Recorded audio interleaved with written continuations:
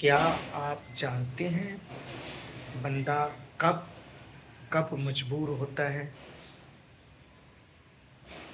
जी हाँ, हकीकत में बहुत सारे ऐसे ज़िंदगी में मराहिल आते हैं, जहाँ पर बंदा बहुत मजबूर हो जाता है, बेबस हो जाता है।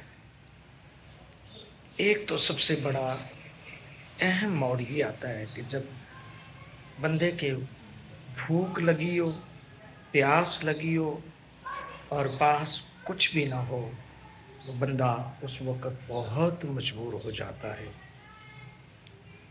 फिर बेबसी उस वक़्त ज़्यादा बढ़ती है जब बंदा बीमारी की आलम में हो और अपना कोई भी दुःख बाँटने वाला पास ना हो।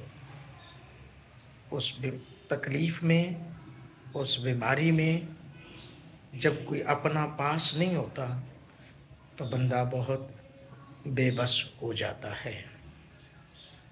फिर जब अपने सारे छोड़ जाते हैं, कोई भी पास नहीं होता, तो बंदा बेबस मजबूर हो जाता है। अपनों के साथ रहें, अपनों का साथ दें, अपनों के दुख दर्द बाँटें, ज़िंदगी खुशहाल जिएँ।